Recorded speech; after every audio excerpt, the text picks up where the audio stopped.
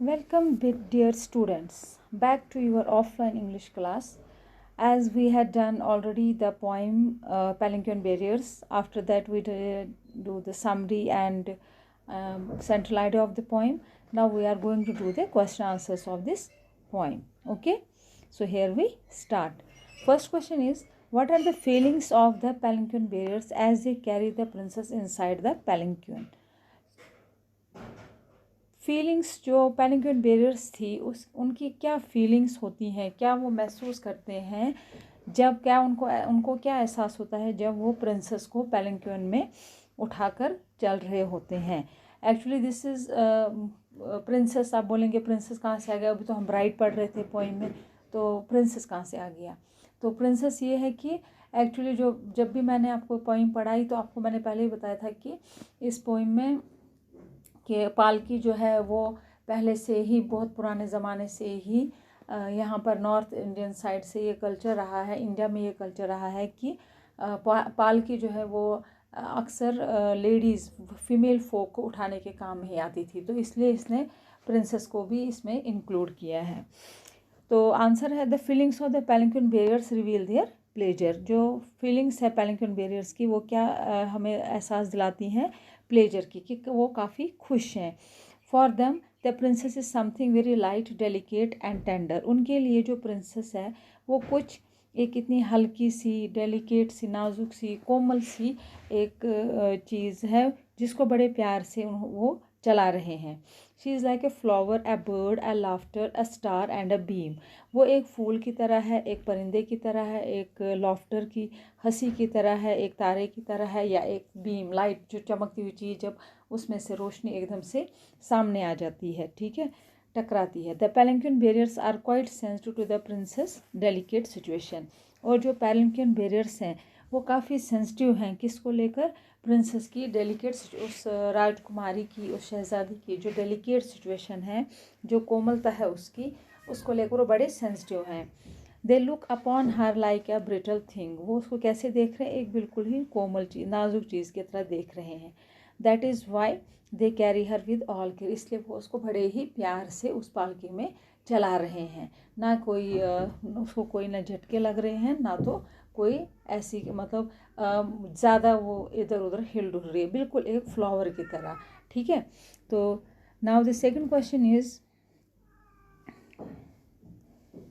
lightly or lightly we bear her along, thus she sways like a flower in wind of our song, in the wind of our song. जो ये opening line है इस poem की. what are these opening lines of the poem suggestive of? ये जो what are these opening lines of the poem suggestive of? ये जो opening lines है पोइम्स की, ये क्या हमें बताना चाहती हैं. Do you think that the palanquin bearers are sensitive to the presence of the bride?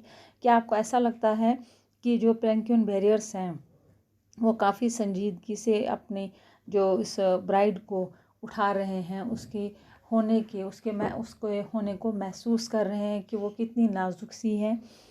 तो इन दिस ओपनिंग लाइन्स, इन जो ये शुरुआती लाइन्स हैं इस पोइम की, the palanquin bearers describes through their song the manner in which they are carrying the bride in their पेलिंक्विन.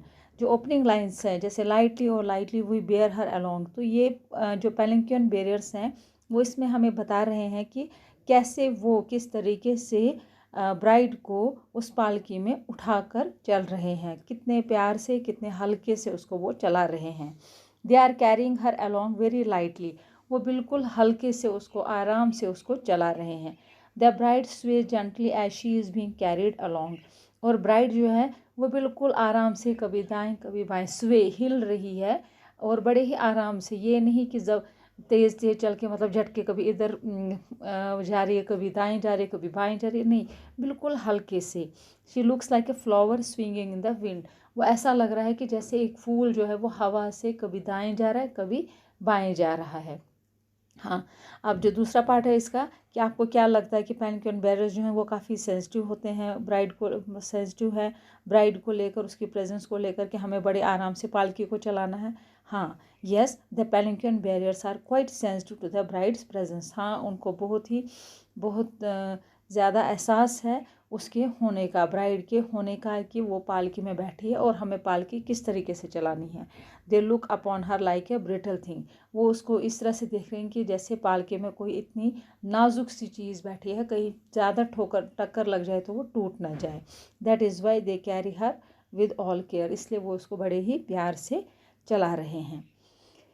Now the question number 3, what is the rhyme scheme of the poem? Pick out the pairs of rhyming words in the poem. आपने पहले भी पढ़ा होगा कि rhyming scheme हर एक poem में हर एक poem में नहीं होती है, कभी कभार जो होता है फ्री फ्लो होता है, मतलब फ्री फ्लो होता है पोइम में, उसमें कोई राइमिंग स्कीम नहीं होता है। राइमिंग स्कीम होता है लास्ट के वर्ड्स का मिलना जुलना। अक्सर हम ये कोशिश करते हैं कि पोइम में लास्ट के वर्ड्स जो हैं वो राइमिंग हो। राइमिंग मीन्स एक जैसे, बोलने में एक जैसे हों। तो इसमें इस पोइम में क्या है, जो राइम स्कीम जो है पोइम का, वो दोनों स्टेंजाज में वो A B B C C means पहली 2 लाइनों का भी मिलता है, दूसरी लाइनों 2 का भी मिलता है, और तीसरी 2 लाइनों का भी एंड वाला जो वर्ड है वो मिलता है।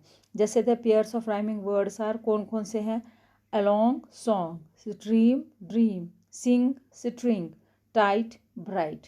तो इसको हम बोलते हैं राइमिंग वर्ड्स।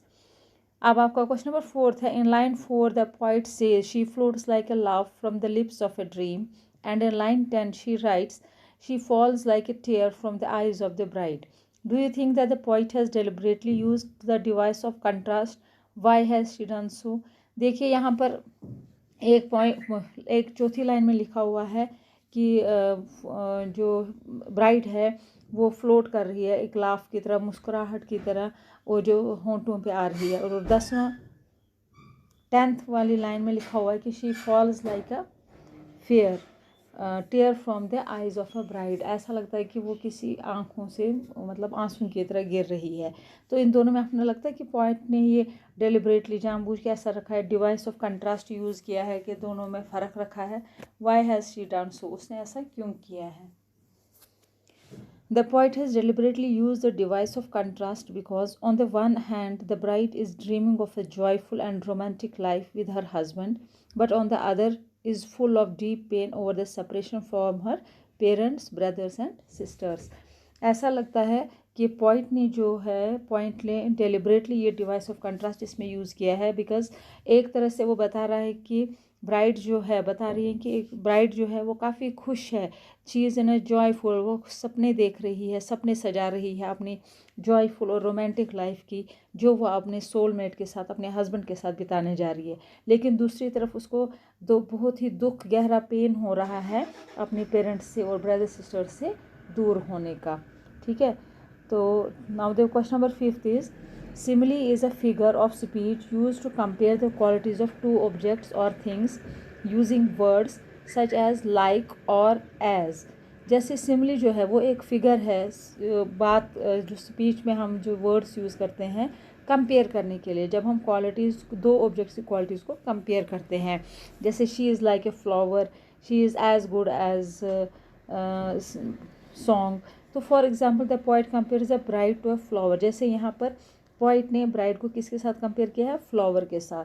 ही सेज, वो बोलती हैं कि she hangs like a star in the dew of our song. The poem is full of similes, pick out all the similes used by the poet in the poem. आपको ये सब इस poem में similes point out करनी है, कौन कौन सी similes use हुई हैं। The similes used in the poems are, actually जब भी हमने पोएम स्टार्ट की, हमने पोएम के दौरान भी सिमिलीज पढ़े थे, उसके बाद हमने पोएम की समरी में भी ये सिमिलीज पढ़े थे। और there are actually 12 lines in the poem, 7 is about the similes.